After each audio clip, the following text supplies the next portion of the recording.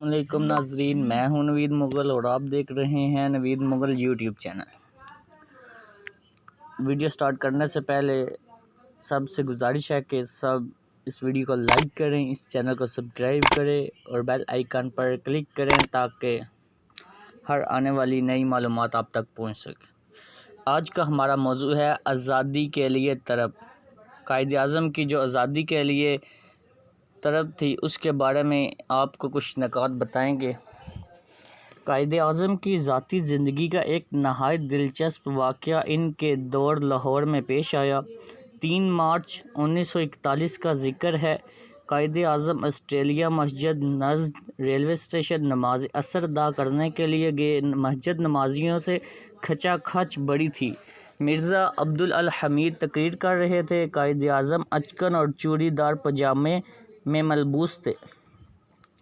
इन्हें देखते ही लोगों ने हलचल मचा दी, लेकिन कायद-ए-आज़म ने एक इशारे पर नज़्म-ओ-ज़ब्त को बिगड़ने ना दिया। लोगों ने इन्हें अगली सफ़ में जगह देने के लिए रास्ता बना दिया, मगर कायद ने अगली सफ़ में बैठने से इनकार करते हुए कहा, मैं क्योंकि देर से पहुंचा हूं, इसलिए मेरी जगह यहीं है जहां होनी चाहिए।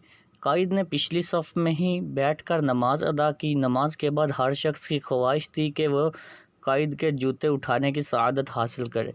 कई लोग इसरार कर रहे थे कि मगर कायद इनकार करते रहे, अपने जूते खुद उठाए।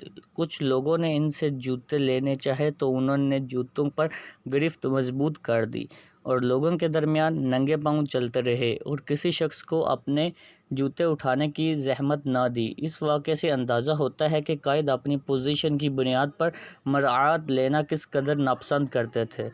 इस दौरे का एक और वाक़या कायद का तलबा से ख़िताब है, जिसका एक हिस्सा इनके दिली जज्बात को ज़ाहिर करता है।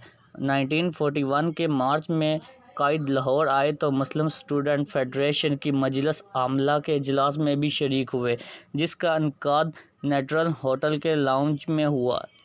इस तकरीब में कायद-ए-आज़म तालिब-इल्मों के साथ बेतकल्फ़ी से घुल मिल गए और नौजवानों की एक पुरजोश टोली से बातचीत करते हुए उन्होंने अपने इब्तदाई दौरा वकालत के बारे में कहा। जब मैं शुरू में बतौर वकील प्रैक्टिस करने लगा तो मुंबई के में कई ज़हीन वकील पहले से मौजूद थे। पारसी, अंग्रेज़ और हिंदू वकीलों का तोती बोलता था। इन गैर मुस्लिम वकला में मुझे अपनी जगह बनाने के लिए शदीद मेहनत करनी पड़ी। मैं जिस तरह की ज़िंदगी एक ज़माने में बसर कर चुका हूँ वो आपके तसव्वुर में भी नहीं आ सकती। मैंने अपने पेशे में जो शहरत और दौलत कमाई वो मेरी शब रोज़ की मेहनत का समर है। मैं अपनी मेहनत से जो कमा चुका हूँ वो इस लिहाज से मेरे लिए बहुत काफ़ी है कि मैं इससे अपनी बाकी मानदा ज़िंदगी आराम, इत्मीनान और पूरे वक़ार से गुजार सकता हूँ। इस कदर सख्त और लंबे अरसे की मेहनत के बाद मैं रिटायरमेंट का इस्तेहक़ाक़ रखता हूँ, लेकिन रिटायरमेंट होना पसंद नहीं करता। मेरे नज़दीक माल और दौलत की कसरत, इज़्ज़त और शोहरत बेमैनी है, क्योंकि मैं ग़ुलाम कौम का एक ग़ुलाम फ़र्द हूँ। ग़ुलामी का एहसास मुझे बेचैन रखता है और मैं आज़ादी के लिए तड़प रहा हूँ। मैं उम्र के इस हिस्से में हूँ जिसका तकाज़ा है कि मैं आराम से बैठूँ, लेकिन मैं मुल्क के मुख्तलिफ़ हिस्सों में शहर शहर घूम फिर रहा हूँ कि मुसलमानों के लिए आज़ाद रियासत हासिल कर सकूँ। मैं अपने इस मकसद के मुकाबले में हर आसाइश, माल, इज़्ज़त और शोहरत सभी को कमतर और हक़ीर समझता हूँ। मैं मुसलमानों को आज़ाद देखना चाहता हूँ और मुझे यकीन है कि अल्लाह की रहमत से मैं अपने मकसद में कामयाब हो जाऊँगा। जमहूरियत और शहरी आज़ादियों के लिए कायद की महब्बत और इस कदर ज़्यादा थी कि उन्होंने अंग्रेज़ के बनाए हुए एक काले कानून के ख़िलाफ़ मरकज़ी कानून साज कौंसिल की रुकनीत से इस्तीफ़ा दे दिया। ये इस ज़माने का ज़िक्र है जब कांग्रेस और मुस्लिम लीग के दरमियान इख्तलाफ़ात ख़ासे बढ़ गए थे। अवाम में अंग्रेज़ी हुकूमत के ख़िलाफ़ नफ़रत में इस हद तक इजाफ़ा हो चुका था कि मुज़ाहरे शुरू हो चुके। बरतानवी हुकूमत सूरत हाल से बौखला गई और मरकज़ी कौंसिल में एक तरमीम पेश कर दी, जिसका मकसद ये था ज़ाब्ता फ़ौजदारी में ये गुंजाइश पैदा की जाए कि हुकूमत जब इस जैसे अवामी मुज़ाहरे को दबा सके। इस तरमीम की बना पर हुकूमत को गैर मामूली इख्तियारात मिल गए।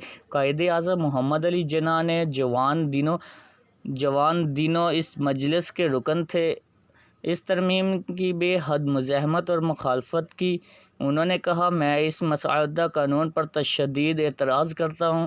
22 مارچ 1919 کو انہوں نے اس عوام دشمن کالے قانون کے خلاف وائسرائے ہند کے نام ایک خط لکھا۔ یہ خط قائد کی عظیم شخصیت کا ترجمان ہے اور اس تاریخی دستاویز بھی خط کا متن حسب ذیل ہے۔ جناب والا، عوامی امگول کے خلاف رولٹ بل کی منظوری اور آپ کی تصدیق کے بعد برطانوی انصاف کے بارے میں عوام کے اعتماد کو شدید ٹھیس پہنچی۔ اس کے علاوہ میونسپل کونسل کی تشکیل کی اصل حقیقت بھی عوام پر ظاہر ہوگی، مگر حقیقت یہ ہے کہ یہ کونسل غیر ملکی حکومت کی انتظامیہ کی اعلیٰ کار ہے۔ کونسل کے ارکان کی رائے اور عوام کے جذبات کا متعلق خیال نہیں رکھا گیا۔ انصاف کے بنیادی اصولوں اور عوام کے آئینی حقوقوں کو ایک سنگدل اور گھٹیا نوکرشاہی نے ایسے موقع پر ملیہ میٹ کر کے رکھ دیا ہے جب حکومت کو کسی طرح کا خطرہ لاحق نہ تھا۔